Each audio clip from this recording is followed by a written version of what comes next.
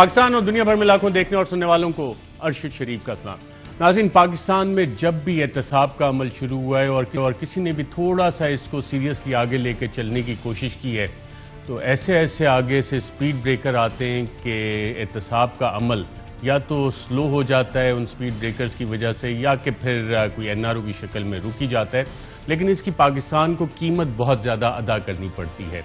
अगर सिर्फ सन 2000 से लेके 2021 पिछले 2 दिहाइयों के मामलात देखें और इसकी सारी केस फाइल्स भी मौजूद हैं, रिकॉर्ड्स मौजूद हैं, तो पाकिस्तान से हज़ारों अरब रुपया पाकिस्तान से बाहर गया है, बिलियंस ऑफ डॉलर्स। और ये सारे डॉक्यूमेंटेड केसेस हैं, जिसमें से कि हमने बहुत से केसेस में म्यूचुअल लीगल असिस्टेंस की दरख्वास्तें भी बैरूनी ममालिक में दी, चाहे वो स्विट्ज़रलैंड हो, मुत्तहिदा अरब इमारात हो, सऊदी अरेबिया हो, BVI हो, बरतानिया हो, और बरतानिया में तो हाल ही में अनाउंस भी किए गए इस हवाले से कुछ मेजर्स। लेकिन पाकिस्तान में जो एहतसाब का अमल है वो आगे चलता नहीं है। तो इस हुकूमत का, पाकिस्तान तहरीक इंसाफ की हुकूमत का पिछले 2.5 साल से, इलेक्शन से पहले से और 2.5 साल से फोकस कुछ एहतसाब पे भी रहा है। तो एहतसाब कहाँ तक पहुँचा? और हाल ही में farmer director general FIA Bashir Memon साहब ने कल एक इंटरव्यू दिया शाहजेब खानजादा साहब को, जिसमें कि इंतहाई सीरियस चार्जेस लगाए वज़ीर आज़म इमरान खान साहब पे, उनके मुशीर adviser on accountability barrister Shahzad Akbar पे, law minister barrister Farogh Naseem पे, और principal secretary to the prime minister Azam Khan sahab पे। तो ये इल्ज़ामात क्या हैं, इनके जवाबात क्या हैं, क्या इनमें कोई हकीकत है और इस पे हो क्या सकता है? इस हवाले से कुछ लीगल नोटिस दिए जा चुके हैं। बैरिस्टर शहजाद अकबर साहब ने एक लीगल नोटिस जारी कर दिया है। बैरिस्टर फरोग नसीम साहब आज काशिफ अब्बासी के प्रोग्राम में थे, उन्होंने कहा कि वो भी लीगल नोटिस देंगे साबिक director general FIA Bashir Memon साहब को, या तो वो अपनी जो भी उन्होंने इल्ज़ामात लगाए उसको रिट्रैक्ट करें, टोटली उन्होंने डिनाई किया, नहीं तो वो भी लीगल रास्ता इस हवाले से परस्यू करेंगे, कार्रवाई परस्यू करेंगे। तो ये मामलात क्या हैं सारे, इस पर नाज़रीन आज बात करेंगे। और इस हवाले से बात करने के लिए हमारे साथ मौजूद हैं वज़ीर आज़म के मुशीर बराए दाखिला और एहतसाब बैरिस्टर शहजाद अकबर साहब। बैरिस्टर शहजाद अकबर साहब, बहुत शुक्रिया प्रोग्राम में शिरकत करने का। बशीर मेमन साहब ने जो इल्ज़ामात लगाए हैं, उनकी तरफ से जो इल्ज़ामात आए हैं बड़े स्पेसिफिक हैं, और मैं आपको एक सुना भी देता हूं। जो उन्होंने पहला इल्ज़ाम लगाया कि किस तरह वज़ीर आज़म ने उन्हें बुलाया और फिर आपके कमरे में भी शायद कोई मुलाकात हुई, क्या इल्ज़ाम है, आइए देखते हैं। मुझे बुलाया गया प्राइम मिनिस्टर ऑफिस, मुलाकात हुई, उन्होंने कहा कि यही करो, आप हिम्मत करो और मतलब कर सकते हो। मुझे नहीं पता था कि केस क्या है या किस तरह की बात है, लेकिन बाद में हमने जब गए शहजाद अकबर के कमरे में तो उधर जाकर के उन्होंने यही बात की कि हमने वो करना है, जस्टिस काजी फाइज ईसा के खिलाफ केस बनाना है, इंक्वायरी करनी है, और उनका जो है वो उधर मैंने उनको समझाने की कोशिश की, जिस तरह होता है कलीग्स आपस में, यार ये कैसे हो सकता है। फिर वहाँ से हम तीनों, मैं, आज़म और शहजाद अकबर साहब, हम मिलकर गए फरोग नसीम साहब के ऑफिस में, जहाँ पे अशफाक भी मौजूद थे। उधर फिर बात हुई तो वही फरोग नसीम साहब भी कन्विंस थे कि ये बनना चाहिए और आप ये रोल अदा करो। मैंने कहा भाई FIA नहीं कर सकती, सुप्रीम कोर्ट का जज है, सुप्रीम जुडिशियल काउंसिल का काम है ये, और उनकी कॉन्स्टिट्यूशनल अथॉरिटी है, हमारी TORs में ये नहीं आता। उन्होंने कहा कि नहीं, मिल के कर लेंगे और FBR और आप मिलकर करो और ये जो भी है, लेकिन आई रिफ्यूज्ड। जी, बैरिस्टर शहजाद अकबर साहब, DG FIA साहब को ये बात अगर पता है कि सुप्रीम जुडिशियल काउंसिल ही कार्रवाई कर सकता है, तो ये आप लोगों में से किसी को नहीं पता था? बैरिस्टर फरोग नसीम हो गए, आप खुद बैरिस्टर हैं, तो इस पे क्या कहना चाहेंगे आप? इस तरह की मुलाकातें हुई?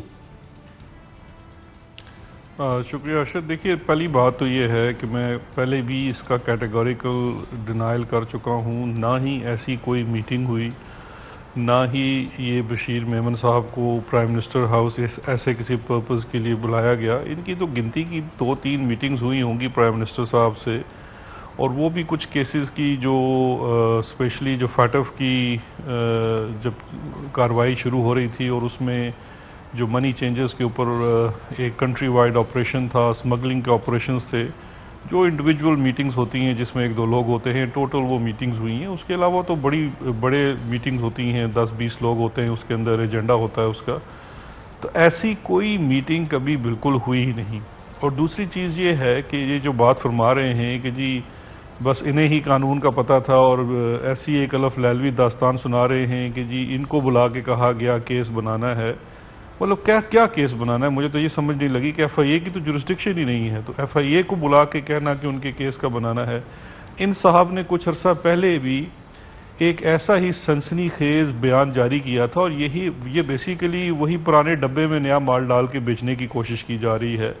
पिछले साल इन्होंने एक और इंटरव्यू भी ऐसे ही किसी यूट्यूब के चैनल को दिया था, जिसमें उन्होंने कहा था कि वज़ीर आज़म साहब ने बुला के मुझे ख्वाजा आसिफ के ऊपर गद्दारी का मुकदमा बनाने का कहा। अब ये इतना एक भोंडा इल्ज़ाम था कि ये डायरेक्शन आर्टिकल 6 के मद में तहकीक करने की कि पाकिस्तान का वज़ीर दिफा किसी बैरून मुल्क की कंपनी में मुलाजमत कर रहा है उस वक़्त जब वो वज़ीर दिफा है, इस मामले की ये तहकीक करे। ये वफाकी काबीना ने इन राइटिंग हुक्म भिजवाया था FIA को, और उसको ऐसा सनसनीखेज बना के इन्होंने पेश करने की कोशिश की और बड़ी बुरी तरह से नाकाम हुए। अब ये दूसरी दफ़ा एक वैसी ही एक कोशिश इन्होंने की जिसका ना कोई सर है ना वो पैर है, कोई इसके साथ कोई एविडेंस नहीं है। सबसे पहले अगर आप देखिए तो ये एक बड़ी गुमनाम सी एक यूट्यूब की वेबसाइट के ऊपर वीडियो आती है, फिर किसी एक प्रोग्राम के ऊपर बिठा दिया जाता है 1 घंटे के लिए और वो एक भाषण देते हैं। तो ये सारा मैं समझता हूँ दोबारा से किसी को खुश करने के लिए ये इस तरह की कोशिश तो कर रहे हैं। बहरकैफ इनके तमाम इल्ज़ामात को डिनाई भी कर दिया है। मेरे लॉयर्स ने आज इनको लीगल नोटिस भी इशू कर दिया है। इंशाल्लाह इनको अदालत भी लेके जाएंगे और इनके पास अगर ऐसे कोई सबूत हैं तो इनको सामने लेके आने चाहिए। बेबुनियाद जो बातें हैं उनका कोई मकसद नहीं है। और एक मैं और चीज़ एडिशनली ऐड करना चाहता हूँ कि ये ख्याल इनको 1.5-2 साल बाद क्यों आया, जब ये पूरी प्रोसीडिंग्स चल रही थी। इनको इस बात के ऊपर इमीडिएटली अगर इस किस्म की कोई बात मैंने, प्रिंसिपल सेक्रेटरी ने, लॉ मिनिस्टर ने या किसी भी शख्स ने इनसे की थी तो इस चीज़ को फ़ौरन नोटिस लेके आते मिनिस्ट्री ऑफ इंटीरियर के सामने। इनकी जो रिपोर्टिंग लाइन होती है वो सेक्रेटरी इंटीरियर की है, उनको इससे आगाह करते, कोई चिट्ठी लिखते, वज़ीर आज़म को लिख सकते थे, सदर पाकिस्तान को लिख सकते थे, चीफ जस्टिस ऑफ पाकिस्तान को लिख सकते थे। किसी से कोई बात नहीं हुई और आज बैठे बिठाए इनको ख्याल आ गया जी कि उस वक्त ये हुआ था और मैंने कुछ नहीं किया। और भी इनके इंटरव्यू के अंदर बहुत सारी बातें हैं। जो मैं उसकी तरफ भी आता हूं तो ये जो मीटिंग का हवाला दिया जा रहा है ये आज से 2-2.5 साल पहले की बात है जिसका उन्होंने हवाला दिया, और आप कह रहे हैं कि इस तरह की मीटिंग नहीं हुई। मीटिंग्स हुई हैं वज़ीर आज़म से, इनकी सेपरेटली भी कोई मीटिंग्स हुई हैं जो कि रिकॉर्ड पे, और क्या जो वज़ीर आज़म से मुलाकातें होती हैं उनका रिकॉर्ड रखा जाता है, PM ऑफिस में एंट्री का सारा लॉग मेंटेन होता है, CCTV फुटेज वगैरह वो अवेलेबल होती हैं, और क्या इतनी पुरानी CCTV फुटेजेस अवेलेबल होंगी? बिल्कुल अर्शद, ये तमाम मवाद तो मौजूद होता है। जब भी कोई मीटिंग होती है, कौन आता है, वो जो मिलिट्री सेक्रेटरी होते हैं उनके पास इसकी पूरी डिटेल होती है। अब ये कह देना कि एक प्राइम मिनिस्टर ऑफिस में एक मीटिंग हुई, उसके बाद अजीब सी एक अलफ लैलवी सी बात करते हैं कि फिर उसके बाद ये मेरे कमरे में आ गए, मैं अपने कमरे में इनको और प्रिंसिपल सेक्रेटरी को लेके जनाब वो लॉ मिनिस्टर के ऑफिस में चला गया। ये एक बिल्कुल ही मजाका खेज चीज़ है। और FIA का तो मुझे समझ ही नहीं आ रही कि जो एक चीज़ है सुप्रीम जुडिशल काउंसिल की कि केस बनाना है। अब देखिए इन्होंने जल्दी में ये इल्ज़ाम तो लगा दिया, लेकिन इनको इस चीज़ का अंदाज़ा ही नहीं है कि जो वो बात कर रहे हैं उसकी वैसे भी कोई लीगल बेसिस नहीं है। अच्छा, जो वज़ीर आज़म से मुलाकातें होती हैं उसके मिनट्स ऑफ द मीटिंग भी होते हैं? नहीं, जो 1-on-1 मीटिंग्स होती हैं या जो छोटी मीटिंग्स होती हैं उसके तो मिनट्स नहीं होते, लेकिन जितनी भी बाकी मीटिंग्स होती हैं PM ऑफिस की उनके बिल्कुल मिनट्स होते हैं। जो स्केड्यूल्ड मीटिंग्स होती हैं उनके बिल्कुल मिनट्स लिए जाते हैं, उसके ऊपर फॉलोअप होता है। यूजुअली उसके अंदर प्राइम मिनिस्टर ऑफिस के कोई डिप्टी सेक्रेटरीज या एडिशनल सेक्रेटरीज भी बैठे होते हैं जो नोट्स लेते हैं। यानी कि अगर इस हवाले से वो लॉग बुक्स देखी जाएं तो डेट्स मालूम की जा सकती हैं कब कब बशीर मेमन साहब वज़ीर आज़म ऑफिस आए। बिल्कुल लॉग बुक देखी जा सकती है, लेकिन बशीर मेमन साहब ने तो कोई इस किस्म की ना कोई डेट दी है ना वो कोई चीज़ दी है। मैं अगर आपके साथ एक कमरे में जाके मिलता हूँ और बाहर निकल के मैं 1-साइडेड स्टोरी देता हूँ कि मुझे कमरे में ये कहा गया, वो भी 2 साल बाद, तो सबसे पहले तो इस हकीकत को देखा जाना है कि क्या इस किस्म की इसके पीछे क्या इंटेंशन क्या है कि आप उस वक़्त मौके पे जिस वक़्त ये बात अगर हुई थी तो आपको तो ये चीज़ उस वक़्त मंजर आम पे लेके आनी चाहिए थी। आज 2 साल बाद ऐसी क्या चीज़ हुई है कि आज आप वो बात खड़ी कर रहे हैं? आपके ख्याल में क्या ऐसी चीज़ हुई है जो बशीर मेमन साहब आज बकौल आपके 2 साल बाद या 3 साल बाद ये वाला मामला खड़ा कर रहे हैं दोबारा? देखें, ये बात तो बशीर मेमन साहब को ज़्यादा बेहतर पता होगी, या बशीर मेमन साहब के इस वक्त जो गुन गा रहे हैं, या बशीर मेमन साहब को जो लगाने वाले थे, वो इस बात को बेहतर बता सकते हैं। मैं तो ये समझने से कासिर हूँ कि आज इनको क्या इस तरह से बैठे बैठाए इतना यकदम ख्याल आया कि जी मुझे तो ये रेवलेशंस करनी चाहिए, सो कॉल्ड रेवलेशंस मैं कहूँगा दोबारा से। बैरिस्टर शहजाद अकबर साहब, एक इल्ज़ाम आपकी हुकूमत पर लगता है पॉलिटिकल विच हंटिंग का, और यही बात बशीर मेमन साहब ने की। अब मरियम को पकड़ लो, फलाने को पकड़ लो, और किन किन को पकड़ो, क्या कहा उन्होंने, आइए देखते हैं। मियाँ नवाज शरीफ साहब, मरियम नवाज साहिबा, ये दोनों खास तौर पे, फिर शहबाज शरीफ साहब और उनका बेटा हमजा, फिर कैप्टन सफदर, फिर उनका बेटा जो है वो सलमान शहबाज, और ख़ास तौर पे मरियम नवाज साहिबा का तो तीन जगहों पे। एक तो उन्होंने कहा मरियम नवाज साहिबा के लिए वो जो जब वो एजुकेशन का कोई रिफॉर्म्स का कोई, एक तो उसमें मैंने कहा कि बिल्कुल चिट्ठी लिख दें, हम बिल्कुल करेंगे इंक्वायरी, लेकिन वो चिट्ठी नहीं आई। फिर दूसरा, वो जो तस्वीर आई थी फर्स्ट लेडी की, उस पर उन्होंने कहा कि जिस पर टेररिज्म का केस बनना चाहिए। तीसरा, वो जो जज वीडियो स्कैंडल में उन्होंने प्रेस कॉन्फ्रेंस की थी, उसमें भी कहा था कि टेररिज्म होना चाहिए। इस तरह के मुतालबात थे जो कि मतलब मैं उनको ये नहीं कहता था कि वो, मैं कहता था कि जी वेयर द लॉ, एक ही तो हम काम करेंगे ना। जी बैरिस्टर शहजाद अकबर साहब, ये डायरेक्शंस दी गई ये सारी जिसका बशीर मेमन साहब जिक्र कर रहे हैं? हरगिज़ नहीं, इस किस्म की कोई डायरेक्शन का सवाल ही नहीं पैदा होता। और बशीर मेमन की जो बेमंतक बात है, उसको तो आप अगर थोड़ा सा ही उसको डायसेक्ट करना शुरू करें, सलमान शहबाज जो हुकूमत आते साथ ही मुल्क से मफरूर हो गया, उसके ऊपर केस बनाओ। उसके ऊपर तो नैब का एक इतना बड़ा एसेट्स का, टीटी का, मनी लॉन्ड्रिंग का केस ऑलरेडी बन रहा था, तो बशीर मेमन ने कौन सा केस करना था इनके ऊपर। हमजा जो था वो तकरीबन 6 माह बाद नैब ने उनको हिरासत में ले लिया, उनके ऊपर वो मनी लॉन्ड्रिंग का 7 अरब रुपए की टीटीज़ का केस इनके ऊपर बन जाता है। मरियम की बात कर रहे हैं, मरियम तो ऑलरेडी उस वक्त कन्विक्टेड और जेल के अंदर थी। बिल्कुल ही बेपर की बातें हैं, और मैं हैरान इस बात पे हूँ कि वो इनसे कोई क्वेश्चन ही नहीं कर रहा है कि ये तो फैक्चुअली अगर आप डेट वाइज देखें तो जो फरमाइशें ये बता रहे हैं उस वक्त तो ये तमाम लोग अपने केसेस, और आज भी वो अपने केसेस भुगत रहे हैं। अच्छा अरशद, एक और बड़ी लॉजिकल बात है कि चले जी बशीर मेमन साहब तो बड़े ऐसे शख्स थे जिन्होंने कहा जी एज़ पर लॉ चीज़ें होंगी। बशीर मेमन साहब जब FIA छोड़ के चले गए, उनको छोड़े हुए काफ़ी अरसा हो चुका है, मेरा ख्याल है 1.5 साल हो चुका है। तो उस 1.5 साल में FIA ने कौन से केसेस बनाए हैं किस अपोजिशन जमात के बंदे के ऊपर, सामने ले आइए। उसके बाद आप मुझे बता दीजिए 1.5 साल के ऊपर किस, या कोई अपोजिशन का ख्वाजा आसिफ, हमजा या नवाज शरीफ, शहबाज शरीफ, किसी के ऊपर भी FIA ने कोई कार्रवाई की हो। तो ये तो बिल्कुल ही इसकी कोई मंतक ही नहीं है। अच्छा बैरिस्टर शहजाद अकबर साहब, जज वीडियो स्कैंडल का उन्होंने जिक्र किया, इस हवाले से आपको याद होगा मरियम नवाज साहिबा ने भी एक प्रेस कॉन्फ्रेंस की थी और नून लीग की क़यादत भी उनके साथ थी, और उसमें क्या इल्ज़ाम लगाया था मरियम बीबी ने, आइए देखते हैं। अगर किसी ने किसी तरह की भी कोई शरारत करने की कोशिश की, कोई भी नास्टी प्ले करने की कोशिश की, तो मैं ये ज़रूर आज आपको बता दूं कि मेरे पास इससे भी बड़े सबूत हैं, इससे भी बड़े सबूत हैं, और मुझे मजबूर ना किया जाए क्योंकि उसमें नाम है मैं नहीं चाहती कि वो नाम जो है इस वक्त में उनको सामने लेके आऊँ। अच्छा बैरिस्टर शहजाद अकबर साहब, इस केस की तहकीकात किसने की थी, और इसमें जो तहकीकात थी कुछ लोगों के नाम निकाले भी गए थे, क्या हुआ था इस मामले में, और अब इसका स्टेटस क्या है, पेंडिंग पड़ा है किसी कोर्ट में? जी बिल्कुल अरशद, ये तो देखिए ये बिल्कुल वो वाली बात हो जाएगी कि चूँकि उस वक़्त वो कुछ बोल रहे हैं तो हम बहुत सारी हक़ाइक़ को सामने लेके आएँ। मेरा ख़्याल है कि इस पे तो तफसीली बहस फिर किसी वक्त के लिए रख छोड़ते हैं। लेकिन एक बड़ी हैरान कुन चीज़ थी कि जब ये जज वीडियो स्कैंडल सामने आया तो FIA के पास जो मामला गया वो इस्लामाबाद हाई कोर्ट की तरफ से रेफ़र हुआ। उसमें जज अरशद मलिक कंप्लेनेंट थे, उनकी स्टेटमेंट रिकॉर्ड की गई।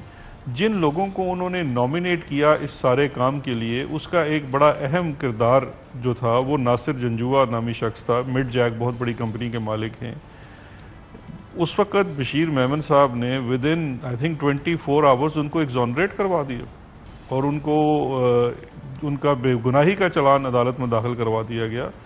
तो इस तरह की बहुत सारे सवालिया निशान इनके रोल और कैरेक्टर के ऊपर उस वक्त उठे थे, जिस वजह से इनको अपने ओहदे से हटा दिया गया था। ये मिड जैक वाले साहब जो नासिर जंजुआ साहब हैं, जिनके बारे में जज अरशद मलिक का एफिडेविट था कि वो गाड़ी में कितने मिलियन पैसे लेके घूम रहे थे, कुछ इस तरह का था, यूरो वगैरह घूम जी रहे थे? बिल्कुल, जी बिल्कुल। क्या फिगर थी, कुछ याद है आपको? वही उनका है, मुझे इस वक्त 10.5 याद नहीं है कि वो कितनी फिगर्स थी, लेकिन इनको कोई 50,000 या 50 lakh Euros, I don't know what the exact amount was, जो उनके एफिडेविट के मुताबिक। देखिए ना, एक वीडियो आई, उसमें एक जज जो है वो बता रहा है कि इस तरह से मुझे इल्ज़ाम लगाया गया और मेरे ऊपर इस तरह से मुझे ब्लैकमेल करने की कोशिश की गई, मुझे पैसा देने की कोशिश की गई, और वो तमाम चीज़ वो एफिडेविट के अंदर दे रहा है। अब जिस वक्त आप इंक्वायरी हो रही है, आप विद इन 24 आवर्स इंक्वायरी के एक शख्स को एग्जोनरेट कैसे कर सकते हैं? ये एक बहुत बड़ा सवालिया निशान है।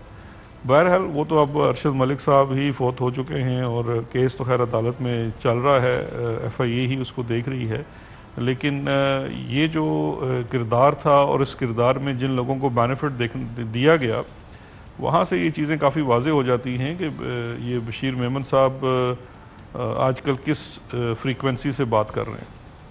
अच्छा, एक और बात उन्होंने की और काफ़ी सारे नाम लिए, जिसमें एहसन इकबाल साहब का भी नाम है, पीपल्स पार्टी लोगों के नाम है कि किस किस को पकड़ो और अंदर कर दो। क्या कहा उन्होंने, आइए देखते हैं। एहसन इकबाल पे था, शाहिद खाकान अब्बासी साहब पे था, राना सनाउल्ला, जावेद लतीफ़, खुर्रम दस्तगीर साहब, फिर पीपल्स पार्टी से खुर्शीद शाह, नफीसा शाह साहिबा, मुस्तफ़ा नवाज खोकर साहब, ख्वाजा आसिफ, मरियम औरंगजेब, असलान इफ्तिखार साहब जो है, असफंद यार वली, अमीर मुकाम, मतलब हर एक के लिए फलां को क्यों नहीं पकड़ते, फलां को पकड़ लो, फलां ने आज ये कहा है पकड़ लो। वो कहते सर खुदा का वास्ता है, हम कोई गैंग थोड़ा है, FIA is not a gang कि आप जाएं और जाकर के बंदे को तंबू करके, हमने एक कानूनी प्रोसीजर अपनाना पड़ता है। जी, बैरिस्टर शहजाद अकबर साहब, प्रोसेस होते हैं, प्रोसीजर होते हैं, और जितने उन्होंने नाम लिए इसमें तकरीबन सभी पे मुकदमात तो बने हुए हैं। तो वो मुकदमात क्या बशीर मेमन साहब ने बनाए हैं, वो मुकदमात क्या हमारी हुकूमत में बने हैं? ये तमाम मुकदमात, इनका जेनेसिस, ये इनकी शुरुआत तो हमारी PTI की गवर्नमेंट आने से पहले का हो चुका है। ये जो बशीर मेमन साहब इस वक्त तरह तरह की बातें कर रहे हैं, इनका अपना थोड़ा सा, आप तो चूँकि इन्वेस्टिगेटिव जर्नलिज्म करते रहते हैं, आप सिंध को ही उठा के देख लीजिए कि इनका सिंध में आसिफ जरदारी फैमिली के साथ क्या मामला था और ये क्या एक मिशन लेके चल रहे थे। GIT फेक अकाउंट रिपोर्ट तो बहुत मेहनत करके इन्होंने बनाई थी और उसमें अभी रेफरेंसेस 5 तो फाइल हो चुके हैं आसिफ जरदारी साहब के खिलाफ। काफी मेहनत और बहुत अच्छी रिपोर्ट थी फेक अकाउंट की। इसमें दो चीज़ें हैं, JIT की रिपोर्ट एक अलग चीज़ है, बशीर मेमन की जो ख्वाहिशात तो थी वो तो एक और चीज़ें थी। उनकी ख्वाहिशात तो बहुत कुछ और करने की थी, उनकी उस वक़्त दाल गलने नहीं दी गई क्योंकि वो सुप्रीम कोर्ट उस चीज़ की खुद निगरानी कर रही थी, लेकिन इनकी ख्वाहिशें बहुत सारी थी इस किस्म की हरकतें करने की जो ये इस वक्त बातें कर रहे हैं। लेकिन जो सबसे इम्पॉर्टेंट चीज़ है कि ये जितने इल्ज़ामात हैं कि ये कुछ समझने से कासिर है कि जी पूरी दुनिया में एक शख्स बशीर मेमन ही था जो ये काम कर सकता था, उसी से फरमाइश की गई। उसके जाने के 1.5 साल बाद अभी तक ये फरमाइश किसी और से नहीं की गई, ना किसी और से कहा गया, ना FIA इनकी कोई कर रहा है। कानून बड़ा वाज़े है, जो पब्लिक ऑफिस होल्डर, स्पेशली जो हाई पब्लिक ऑफिस होल्डर्स हैं, उसके अंदर जो ओवरआर्चिंग जुरिस्डिक्शन है वो NAB की है। NAB के पास सारे केसेस हैं। NAB किसी भी पाकिस्तान की जो एग्जेक्टिव ब्रांच है उसके नीचे नहीं आती, एक इंडिपेंडेंट अदारा है और वो इसी मकसद के लिए है कि वो इंडिपेंडेंटली अपना काम करे, उसके अंदर पॉलिटिकल इन्फ्लुएंस ना हो। और NAB के तकरीबन इस वक्त जितने भी अपोजिशन की जमात के लोगों के ऊपर केसेस हैं, इवन हमारी जमात के लोगों के ऊपर केसेस हैं, वो तमाम के तमाम तो 2017-18 में वो स्टार्ट हुए हैं। किसी के ऊपर सोर्स रिपोर्ट है, किसी के ऊपर FMU की STRs निकली हुई हैं। ये तमाम केसेस पहले के शुरू हुए हैं। ये कोई मेरी शहजाद अकबर की ख्वाहिश पे या वज़ीर आज़म साहब की ख्वाहिश के ऊपर केसेस नहीं शुरू हुए। ये हार्ड फैक्ट्स के ऊपर, एविडेंस के ऊपर केसेस हैं और ये तमाम केसेस इस वक्त अदालतों में मौजूद हैं। 2.5-3 साल का अरसा गुजर चुका है। अगर इन केसेस के अंदर एविडेंस ना होता, मटीरियल ना होता, तो वो तमाम केसेस ख़त्म हो जाते। आपके CRPC के अंदर एक 265K की प्रोविज़न मौजूद है, जिस केस में कोई शवाहिद ना हो, बुनियाद ना हो, वो 2-3 हफ्तों में खारिज करवाया जा सकता है अदालत से। तो ये लेकिन 265K का इस्तेमाल तो हमने देखा है और सरकारी दस्तावेजात बताते हैं कि जब NRO दिया जनरल मुशर्रफ ने, तो 265K का इस्तेमाल करके बहुत सारे मुकदमात बंद भी किए गए और वो मिलियंस ऑफ डॉलर्स के थे, जिसमें बहुत सारी इंटरनेशनल जुरिस्डिक्शन से बाकायदा तौर पे डॉक्यूमेंटेशन आई, एविडेंस आया। ना सिर्फ ये, यूनाइटेड नेशंस को ऑयल फॉर फूड प्रोग्राम जो स्कैम था उसके दस्तावेजात अक़वाम मुत्तहिदा ने भेजे, लेकिन 265K लगा के सब बंद कर दिए गए।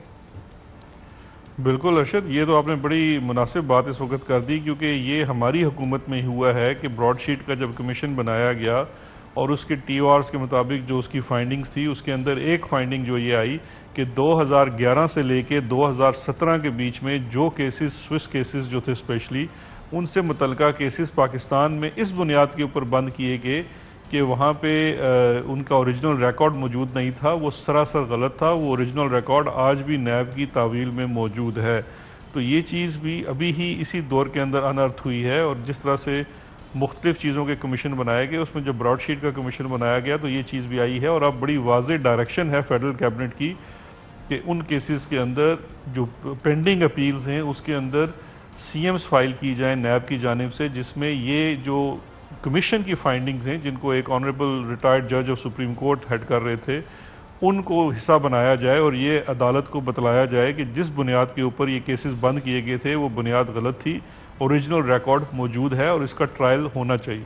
राइट, बैरिस्टर शहजाद अकबर साहब, यहाँ पे नाज़रीन हम एक वक्फा ले, इन वक्फे के बाद इसी हवाले से भी बात करेंगे और कुछ स्पेसिफिक केसेस के हवाले से भी।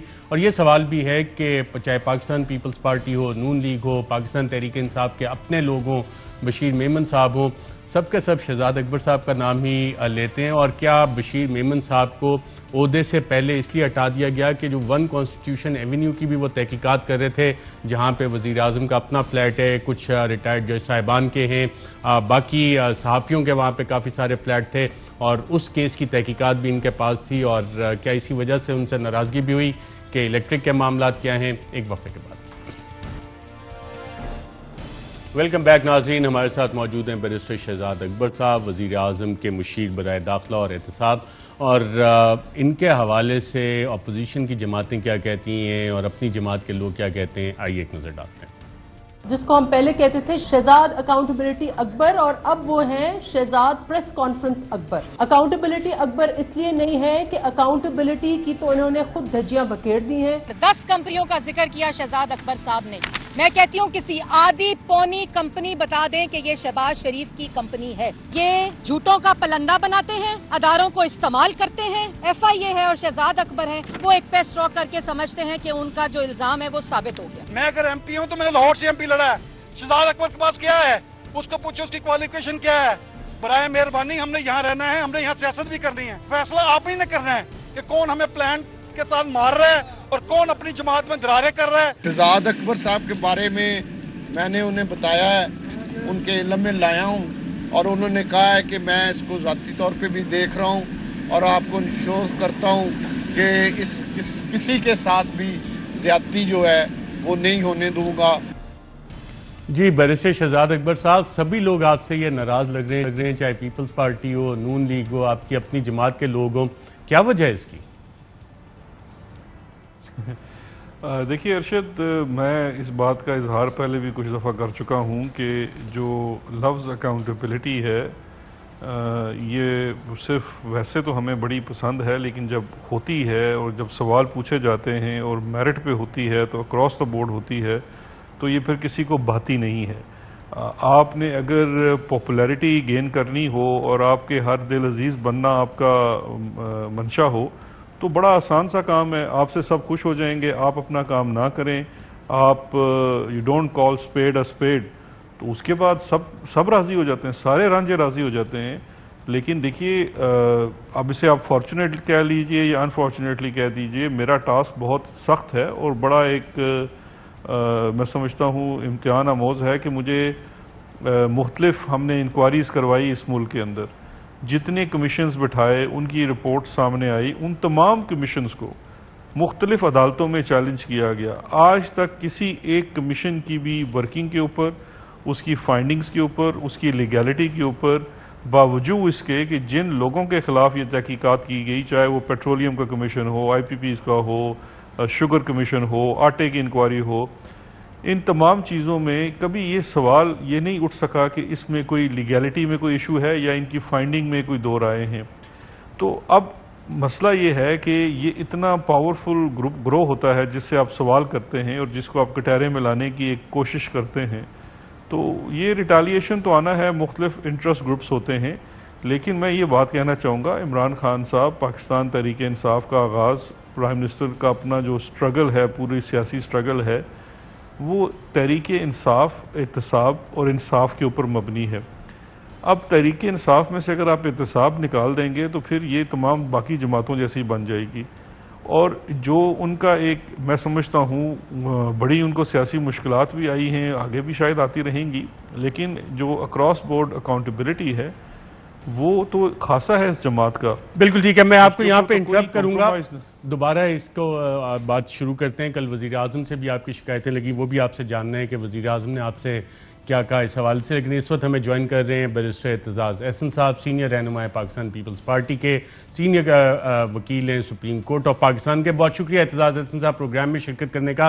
यकीनन आपकी नज़र से और आपने देखा होगा बशीर मेमन साहब ने काफ़ी सीरियस और सख्त किस्म के इल्ज़ामात लगाए हैं हुकूमती टीम पे, बशमूल वज़ीर आज़म, उनके मुशीर पे, वज़ीर कानून पे और प्रिंसिपल सेक्रेटरी पे।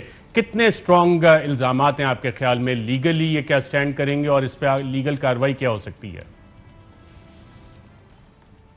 मेरे ख्याल में तो ये कोई इतना मोतबर गवाह महसूस नहीं हुआ मुझे बशीर मेमन, और मैं दीगर प्रोग्रामों में ये कह चुका हूँ आपसे पहले। आज तो पता नहीं, मुझे बहुत ही टेलीफोन आ रहे हैं, आपके तरफ से भी आ गया, पर मेरे ख्याल में ये मोतबर गवाह लगता नहीं, कोई रिहर्सल किया हुआ लगता था। यही मैं उसकी स्टेटमेंट में पाया। कोई ऐसा गवाह मैंने देखा नहीं जो इस रवानी के साथ, इस फरफर, अगर आप उसको देखें दोबारा तो इस पॉइंट से देखें कि कोई सबक जिसमें हिफाज किया हुआ हो, उस किस्म का के लिहाज से बोल रहा था। मैं भी आपके सामने बोल रहा हूँ तो बीच में बात करते हुए कोई सस्ता आता है, कुछ आता है, वो उसका कोई नहीं आ रहा था।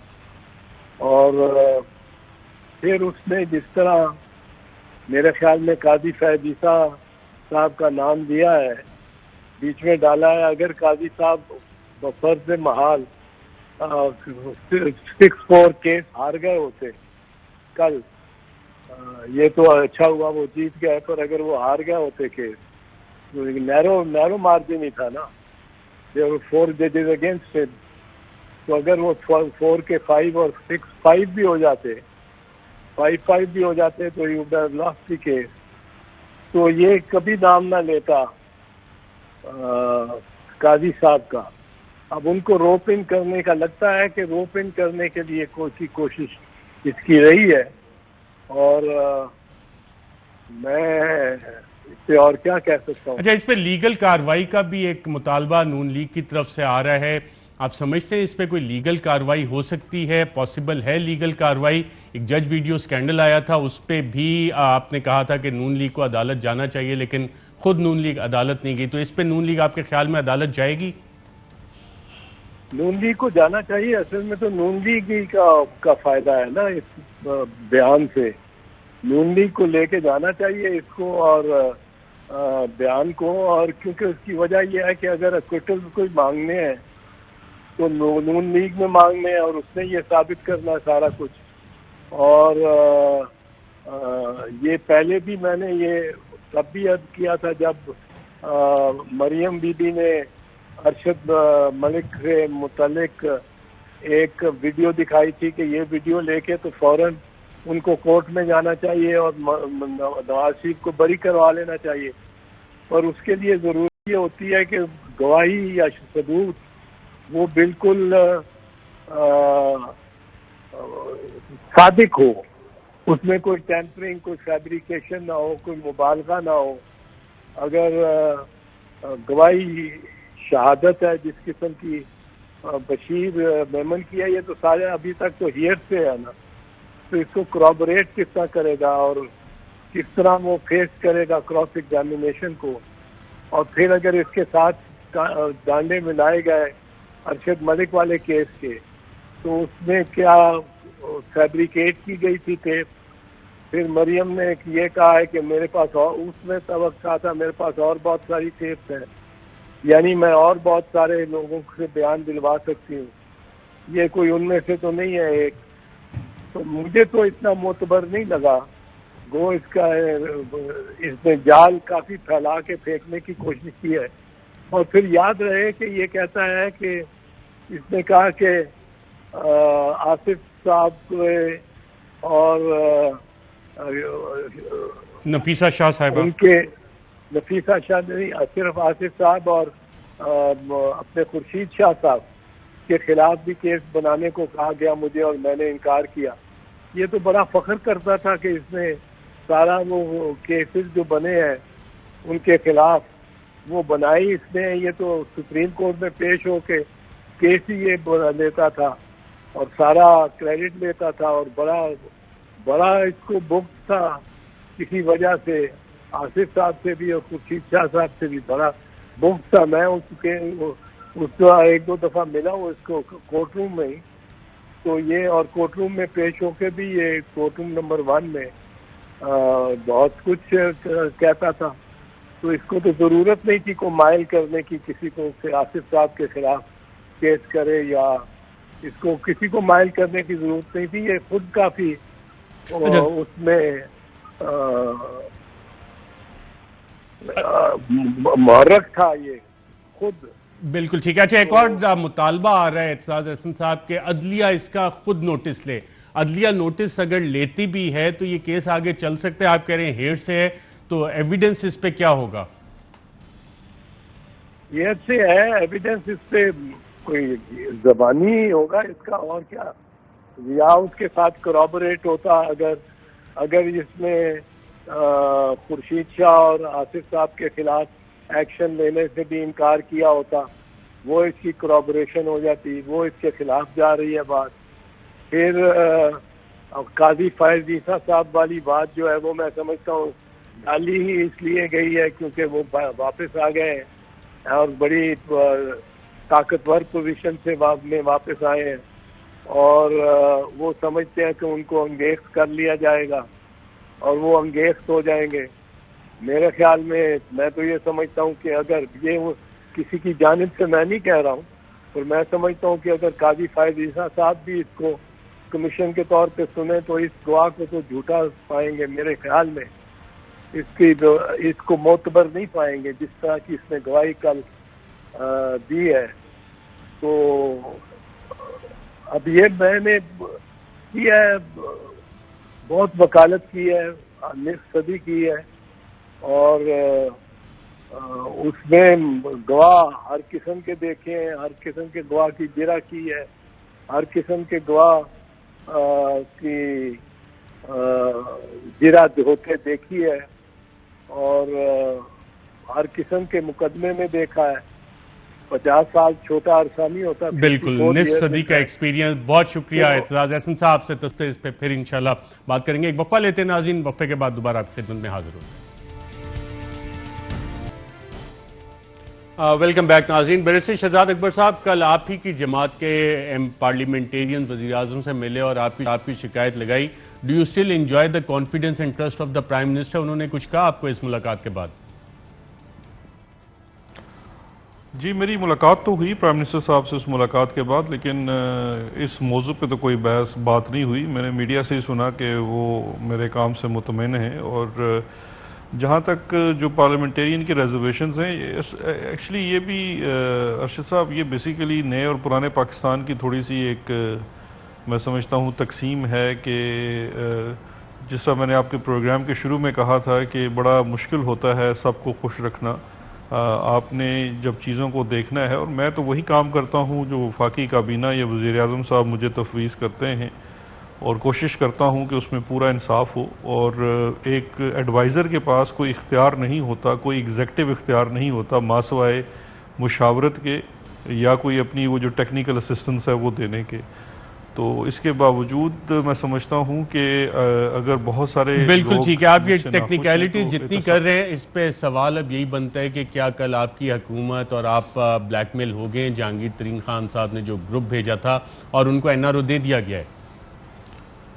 जी बिल्कुल, हरगिज़ ये बात दुरुस्त नहीं है। वज़ीर आज़म साहब ने, जहाँ तक मेरी इन्फॉर्मेशन है, बड़ा कैटेगोरिकली उस तमाम ग्रुप से यही बात की थी, और उनको एतमाद में लिया था कि किसी से बेइंसाफ़ी नहीं हो रही, जो अकाउंटेबिलिटी है वो क्रॉस द बोर्ड है।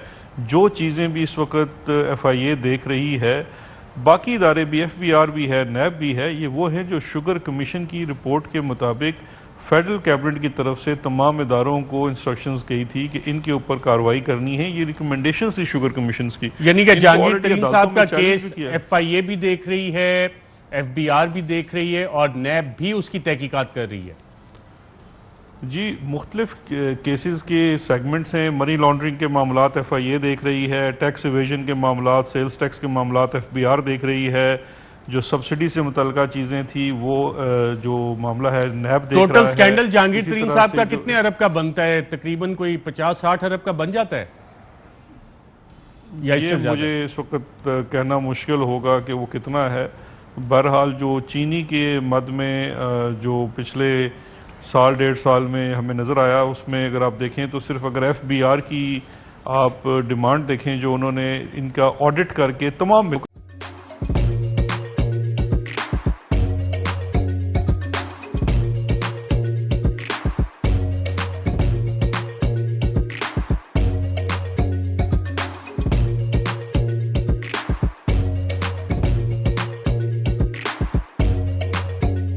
Instead of saving up for a new toy or a trip to Disney World, a 7-year-old بدلاً من توفير لعبة جديدة 来自阿拉巴马州的一名7岁女孩没有花 एक नए खिलौने या डिज्नी वर्ल्ड की यात्रा के लिए बचत करने के बजाय Alabama Anstatt für ein neues Spielzeug oder eine Reise nach Disney World zu sparen, hat En stade für un eus qu'elles EDN Reznach Disney World zus par an.